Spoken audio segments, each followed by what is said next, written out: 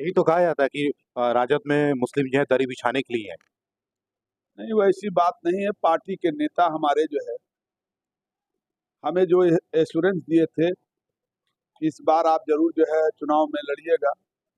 उप मुख्यमंत्री के पद के लिए भी डिक्लेयर साफ बोलने में क्या, हाँ दलित को देंगे और या मुस्लिम को देंगे, अभी भी इतना असमंजस क्यों है तेजस्वी यादव के मन में? अभी भी क्यों इतना जो है खुल के बात करने से डर क्यों रहे हैं कि मुसलमानों को एक सीट देंगे? क्या डर लग रहा है कि मुसलमानों को सीट नहीं देना है? बीजेपी से डर रहे, किससे डर रहे हैं? वो हमेशा तो मुसलमानों को डराते हैं बीजेपी से। डिप्टी सीएम का जो बात आपके बीच में चल रहा है, मुझे लगता है डिप्टी सीएम क्या होता है? कैबिनेट मंत्री। वो एक मुख्यमंत्री के बाद कोई जो है सीनियर आदमी ओथ लेता है उसको डिप्टी सीएम कहा जाता है। जी जी, मैं तो उसी पे आ रहा हूँ जी। मैं आपको रोक रहा हूँ कि वो कोई संवैधानिक पद उस तरीके से तो है नहीं संविधान की तरफ से उप मुख्यमंत्री का या उप प्रधानमंत्री का भी। तो एक छोटे से पद के लिए भी बोलने में तेजस्वी यादव डर रहे हैं। तो बताइए, कल को अगर गृह मंत्री बनाना होगा बिहार का, वित्त मंत्री बनाना होगा बिहार का, तो कैसे बनाएंगे? आपको पता होना चाहिए। आप बता दीजिए, आपको टिकट नहीं मिला, आपको दुख और दर्द है कि? देखिए, क्योंकि हर मुसलमानों में तो बहुत चर्चा है इस हर बात। हर जो है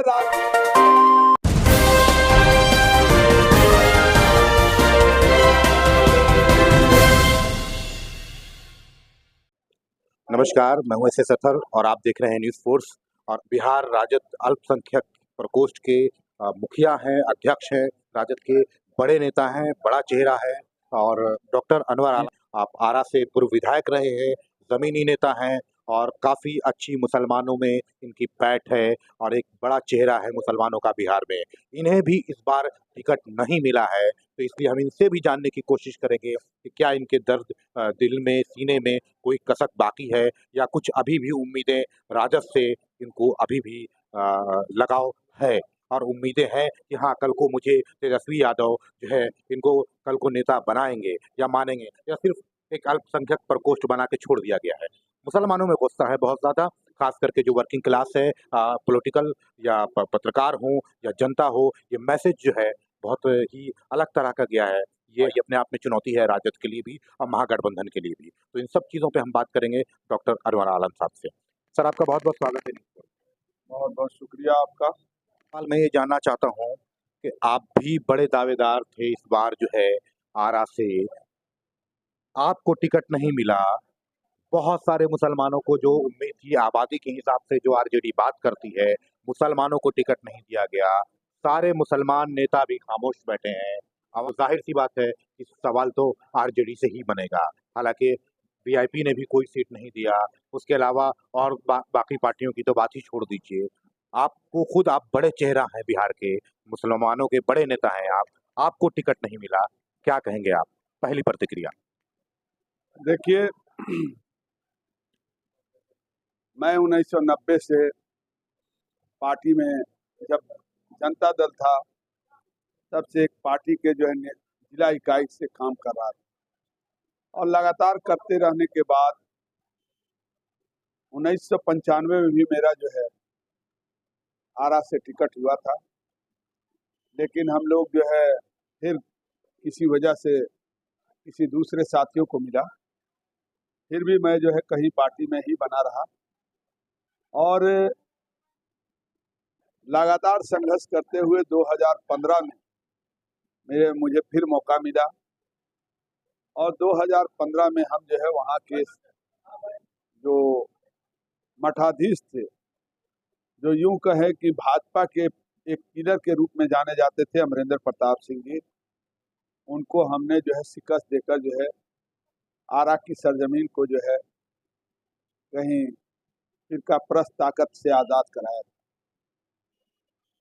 2015 से 20 का जो कार्यकाल मेरा रहा, वो अपोजिशन होने के बावजूद सदन की दीवार जो है तमाम मुद्दे पर ज्वलन समस्याओं को आरा के उठाते रहे और आरा के सरजमीन से एक एक इंच इंच से जानते थे, इसलिए तमाम लोगों का प्यार और मोहब्बत भी मिलता रहा।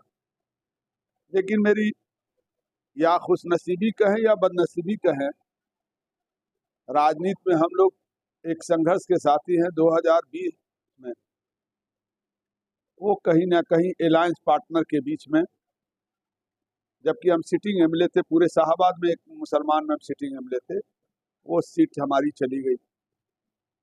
फिर भी हम पार्टी से बगावत नहीं किए, पार्टी में एक कार्यकर्ता के रूप में बनकर काम करते रहे और लगातार कर रहे। इस बार भी जो है पार्टी ने बहुत ही आश्वासन, हर तरह से उम्मीद थी। यही तो कहा जाता है कि राजद में मुस्लिम जो है दरी बिछाने के लिए है।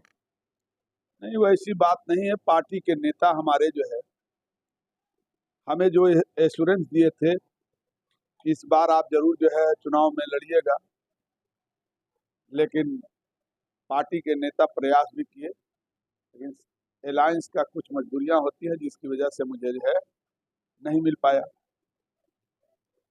क्या कहना चाहेंगे आप, क्योंकि बात एक जगह की नहीं है। मैं अगर बात करूं गोपालगंज की, छपरा की, मैं बात करूं आरा की, मैं बात करूं बक्सर की, मैं आपसे बात करूं कैमूर की, मैं आपसे बात करूं और दीगर जगहों की, एक भी सीट नहीं। कितनी सीट दी गई है राजद की तरफ से मुसलमानों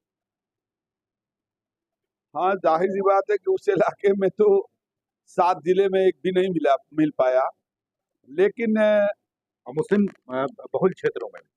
हाँ, उस इलाके में पूरे उस लगभग 30 जब नहीं मिल पाया है, लेकिन जो है पूरी तरह से जो है हमारे नेता का एश्योरेंस है कि उन तमाम चीज़ों की कहीं ना कहीं कमियां रही है, उसकी भरपाई की जाएगी। और टिकट का जहां तक सवाल है, हम लोग के पार्टी की तरफ से 143 में 18 सीट जो है हम लोगों को दी गई है राजद की तरफ, और पूरा देखा जाए तो हमको लगता है 30 सीट हम लोगों की महागठबंधन में माइनॉरिटीज को दी गई। अब आगे किस तरह से आप मुसलमानों की राजनीति को देख रहे हैं, क्योंकि आप राजद के प्रदेश अध्यक्ष हैं, अल्पसंख्यक प्रकोष्ठ के, मुस्लिम समाज आपकी ओर देख रहा है कि आप क्या कहेंगे, क्योंकि आप एक प्रदेश लेवल पे बैठे हुए हैं, नेता हैं, सबसे चर्चित चेहरा हैं आप। क्या आप सलाह देंगे, क्या कहेंगे आप? देखिए, अब तो टिकट के बंटवारे में जो अलायंस पार्टनर के साथ अलायंस हुआ, उसमें कहीं ना कहीं इधर से उधर कुछ कमियां रही होगी, और गठबंधन की कुछ मजबूरियां होती हैं। उसमें हमारे नेता ने बहुत सारा प्रयास किया।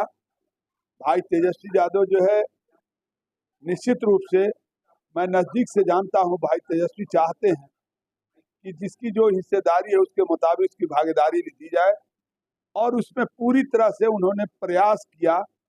अगर कहीं कुछ कमियां रही, वैसे तो 18 सीट हम लोगों को जो है पूरे जो है 143 में 18 मिला। अब हम 243 पर अगर लड़ते तो हम ज्यादा पाते। अब जो आरजेडी की जो है जो सोच है, वो कोई जरूरी नहीं क्या लोगों की सोच होगी, तो उस मुताबिक हमारे जो है गठबंधन कांग्रेस के में भी 10 दिया गया, तो माले के एक साथी जो है ना 2 दिए। इस तरह से हम लोग जो है लगभग जो है हम जोड़ रहे थे तो 30 है, तो 30 सीटें दी गई है। आने वाले वक्त में नेता का इस तरह का हमेशा जो है सुझाव है कि हम इस जो है कमियों को आने वाले समय में जरूर जो है पूरा करेंगे। सरकार मेरी अगर बनेगी तो जो हिस्सेदारी कहीं छूट गई है, जो कार्यकर्ता साथी कहीं छूट गए हैं, उन तमाम साथियों को कहीं ना कहीं सामंजस्य किया जाएगा। ये बताइए आप, ये तो चली सीटों में बात हो गई कि चलिए आप बोल रहे हैं, हालांकि पता नहीं जनता फैसला करेगी कि आपकी बात से आरजेडी का जो आप पक्ष रख रहे हैं उससे कितना कन्विंस होगी, लेकिन नवादा में भी कोई सीट नहीं मिलेगी मुसलमानों को। नवादा की बात तो आपका बोलना वाजिब है, लेकिन हम ये जो है नवादा के मामले में इत्तेफाक है कि मैं वही था, नेता के पास ही था। नेता कामरान साहब से इस बात का जो है आदू मिन्नत कर रहे थे कि आप जो है गोविंदपुर छोड़ के नवादा लड़ जाए, लेकिन वो तैयार नहीं हुए। उनका कहना था कि गोविंदपुर आप दोनों अगल बगल है, नवादा से लड़िए, लेकिन वो तैयार नहीं हुए कि हमारी जनता से हम फैसला करने के बाद वहां जाकर जो है जवाब देते। लेकिन वो जब गए अपने जनता मालिक के बीच में, तो जनता ने उन्हें आने नहीं दिया पटना, बल्कि उनको वहां सीधे जो है नॉमिनेशन जो है निर्दलीय कराने के लिए पूरा दबाव दे दिया, जिसकी वजह से वो नॉमिनेशन किए। जनता की भीड़ ने तो बता दिया ना, मैसेज तो चला गया कि पूरी जनता उनको चाहती है। देखने में तो आपके वीडियो के और टीवी के चैनल के माध्यम से जो हम लोगों को लग रहा था कि जनता जो है काफी जो है उस बात से उनके साथ मुत्तहिद थी, लेकिन हमें लगता है कि अब जनता के बीच में गए हैं, गठबंधन के लोग भी गए हुए हैं, जनता जो है उसका सही फैसला करने का काम करेगी। अगला सवाल, ये एक पोस्टर बहुत वायरल हो रहा है जिसमें एक तरफ मुकेश सहनी की तस्वीर है और एक तरफ जो है मुस्लिम्स के बारे में लिखा हुआ है। 2.5% वाले को लड्डू और मुसलमानों को 18% वाले मुसलमानों को कद्दू। क्या कहेंगे उप मुख्यमंत्री के लिए भी जो है, उप मुख्यमंत्री के पद के लिए भी डिक्लेयर साफ बोलने में क्या, हाँ दलित को देंगे और या मुस्लिम को देंगे, अभी भी इतना असमंजस क्यों है तेजस्वी यादव के मन में? अभी भी क्यों इतना जो है खुल के बात करने से डर क्यों रहे हैं कि मुसलमानों को एक सीट देंगे? क्या डर लग रहा है कि मुसलमानों को सीट नहीं देना है? बीजेपी से डर रहे, किससे डर रहे? वो हमेशा तो मुसलमानों को डराते हैं बीजेपी से। नहीं, देखिए, भाई तेजस्वी का, आदरणीय लालू यादव का, राष्ट्रीय जनता दल परिवार का एकदम साफ सुथरा सोच है और कभी भी उस पर इपट नहीं है। भाई तेजस्वी यादव ने ये कोई डिप्टी सीएम का जो बात आपके बीच में चल रहा है, मुझे लगता है डिप्टी सीएम क्या होता है? कैबिनेट मंत्री। वो एक मुख्यमंत्री के बाद कोई जो है सीनियर आदमी ओथ लेता है, उसको डिप्टी सीएम कहा जाता है। जी मैं उसी पे आ रहा हूँ जी, मैं आपको रोक रहा हूँ कि वो कोई संवैधानिक पद उस तरीके से तो है नहीं संविधान की तरफ से उप मुख्यमंत्री का या उप प्रधानमंत्री का भी। तो एक छोटे से पद के लिए भी बोलने में तेजस्वी यादव डर रहे हैं। तो बताइए, कल को अगर गृह मंत्री बनाना होगा बिहार का, वित्त मंत्री बनाना होगा बिहार का, तो कैसे बनाएंगे? आपको पता होना चाहिए कि राबड़ी देवी की सरकार में अगर राबड़ी देवी के बाद कोई ओथ पहला लिया था तो उसका नाम है जनाब अब्दुल बारी सिद्दीकी साहब, और वो फाइनेंस मिनिस्टर बने थे। फाइनेंस मिनिस्टर बनने का मतलब होता है वो डिप्टी सीएम हुए।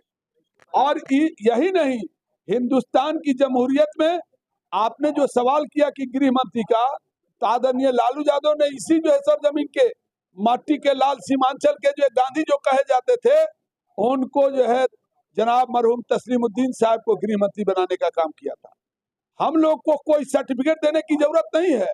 हमारे पार्टी के नेता ने सबसे पहले बिहार में कोई जो है स्पीकर का पद, विधानसभा का स्पीकर कोई बनाया तो मरहूम गुलाम सरवर साहब को हमारी पार्टी ने बनाया। हमारी पार्टी ने काउंसिल का जो है सभापति जो बनाया, प्रोफेसर जावेद सुरेन को हमारी पार्टी ने बनाया। हमारी पार्टी ने विरोधी दल नेता किसी को बनाया तो जनाब अब्दुल बारी सिद्दीकी को पहली बार बनाया। हमारी पार्टी ने पार्टी का प्रदेश अध्यक्ष बनाया, अब्दुल बारी सिद्दीकी को बनाया। और दीगर जितने भी मंत्री बने, सबसे ज्यादा मंत्री बनाने के भागीदारी चाहे रोड मिनिस्टर का हो, वित्त मंत्री का हो, लॉ मिनिस्टर का हो। इस तरह से नहीं है कि नीतीश कुमार के यहाँ बेचारा एक गया जमा खान, अपनी सदस्यता समाप्त करके गया बहुजन समाज पार्टी से, और उसको झुंझुना धरा दिया गया अल्पसंख्यक कल्याण मंत्रालय, जो जिसका बजट 200 है। आप बताइए वो क्या काम करे? वो रोता रहता है बेचारा, उसका टिकट भी काट दिया गया था। अरे भैया, जो लोग सवाल ये खड़ा कर रहे हैं कि हमको दरी बिछाने वाले लोग, वो फिरका परस्त ताकत है। अपने यहाँ कम से कम आईना जो है देखने का काम करे कि उन्होंने, बीजेपी ने आज तक पूरे हिंदुस्तान में एक टिकट नहीं दिया माइनॉरिटीज को। एक जो है पूरे हिंदुस्तान में 2 आदमी, एक जम्मू कश्मीर से राज्यसभा है और एक यूपी से एमएलसी है, बाकी कोई आदमी सदन का मेंबर नहीं। जदयू के लोग 4 जो है टिकट दिए, पूरे जो है पूरे बिहार में 4 टिकट दिए। आप बताइए, वो लोग हम पर सवाल उठा रहे हैं। अभी मैं आरजेडी पे बात कर रहा हूँ। आप मुझे बताइए, कब तक आप लोग लालू जी के पीरियड को भुलाते रहिएगा मुसलमानों के बीच में? आप खुल के मुझे ये बताइए कि क्या ये फर्क है कि लालू जी की का नेतृत्व था वो बिल्कुल सबको साथ में लेके चलने का था, मुसलमानों को भी साथ में लेके चलने का था। तेजस्वी जी को वो शायद अभी लालू जी वाली चीजें नहीं आई है उनके अंदर में, वो क्वालिटी नहीं आई है, वो नेतृत्व का जो कहते हैं कि एक परिपक्वता नहीं आई है, क्योंकि मुसलमानों को इस तरह से छोड़ दिया। लालू जी ने तो कभी नहीं छोड़ा था, और उसी लालू जी के नाम पे ही आज तक मुसलमान जुड़ा हुआ है। बताइए आप। देखिए, लालू के लाल हैं भाई तेजस्वी। किसी शायर ने ठीक कहा है कि वो खुद ही जान जाते हैं बुलंदी आसमानों की, परिंदों को नहीं तालीम दी जाती उड़ान की। वो लालू का लाल है, वो उड़ान भरना जानता है और उसके रग रग में सेकुलरिज्म है, रग रग में लालू यादव का खून है। और वो जो है कहीं ना कहीं जो अल्पसंख्यक समुदाय है उससे उम्मीद भरी निगाह से जो है वो भी देख रहे हैं, हम भी देखते हैं। भाई तेजस्वी के नेतृत्व में जब सरकार बनेगी, आपके सामने दूध का दूध पानी का पानी होगा। जो आप सवाल डिप्टी सीएम का कर रहे हैं, आप ये जान लीजिए कि राजद के तरफ से मैं दावे के साथ कह सकता हूं कि अगर पहला घोषणा होगा तो किसी अल्पसंख्यक समुदाय का जो है डिप्टी सीएम बनेगा और कांग्रेस से दलित समाज के जो है डिप्टी सीएम बनेगा। ये बात अंदर स्टूड है और इसको कहीं छिपाया नहीं, लुकाया नहीं जा रहा है। हमारे आने वाले समय को इंतजार कीजिए। 14 तारीख को जब हमारी सरकार बनेगी तो सबसे ज्यादा भागीदारी जो बैक बेंचर समाज है, पिछड़ा समाज है, अल्पसंख्यक समुदाय है, उन तमाम लोगों की भागीदारी सुनिश्चित की जाएगी। और मेरा आईना जो सामाजिक न्याय का, सोशल जस्टिस का है, वो नमूना आपके सामने पेश करेंगे। जिन साथियों को जहां भागीदारी कहीं विधानसभा में हो, जहां किस इलाके में छूटा है, उन तमाम लोग को सामंजस्य करते हुए हम आने वाले समय में जो पटना जिला से लेकर तमाम जो आप सवाल खड़ा करते हैं, उन तमाम साथियों को कहीं ना कहीं जोड़ने का काम करेंगे। हमारी पार्टी जोड़ती है, तोड़ती नहीं है। आने वाले समय में तमाम साथियों को जोड़ने का काम। मैं एक लास्ट आप बता दीजिए, आपको टिकट नहीं मिला, आपको दुख और दर्द है कि? देखिए, हर मुसलमानों में तो बहुत चर्चा है इस बात। हर जो है राजनीतिक साथियों को ये इच्छा होती है कि हम एमएलए बने, मिनिस्टर बने, एमपी बने, लेकिन पार्टी जब गठबंधन का बात आती है तो गठबंधन की कुछ मजबूरियां होती है। नेता हम पर विश्वास करते हैं, हम नेता पर विश्वास करते हैं। और मुझे लगता है कि पार्टी के अंदर संगठन में जो हमें मान और सम्मान दिया जाता है, हमें लगता है कि हम उससे बहुत खुश रहते हैं। और ये जो बागीचा हमारी, हम लोग जो 90 के दशक से तमाम साथियों से पूरे बिहार के लोगों के साथ काम कर रहे हैं, तमाम जिला के अध्यक्ष हो, कौसर भाई हो, लंदन भाई हो, सलाउद्दीन भाई हो, पूरे बिहार के लोग जो हमसे जुड़े हुए हैं, वो बहुत ही आशा भरी निगाह से देख रहे हैं कि भाई अनवर आलम, आप एक कार्यकर्ता के रूप में हैं। तो कार्यकर्ता का काम है कि रणभूमि में पद विधायक आना जाना लगा रहेगा, लेकिन सबसे पहले हम अपने संगठन को मजबूत करेंगे। अपने पार्टी के नेता को जो चुनौती है मुख्यमंत्री बनने की, उस चुनौती को स्वीकार करते हुए हम लोग 14 तारीख को फतह करने का काम करेंगे। यही मेरी सबसे बड़ी खुशी होगी। चलिए, धन्यवाद न्यूज़ 4 से बात करने के लिए आपका। तो ये थे डॉक्टर अनवर आलम। जैसा कि अभी तक कोई भी आरजेडी का बड़ा नेता इस मुद्दे पर मुंह खोलने को तैयार नहीं था, इस तरह से आरजेडी के लिए बैटिंग करते हुए नजर आए। मेरे हिसाब से आप सोचिए, आप समझिए कि इनका विश्वास अभी भी आरजेडी पर उतना ही है जितना पहले था। लेकिन क्या ये सवाल और ये खुद अपने आप से पूछें कि क्या ये नाइंसाफ़ी राजद ने टिकट नहीं देकर नहीं किया है मुसलमानों के साथ में? S S Athar, Phulwari Sharif, Patna, Bihar.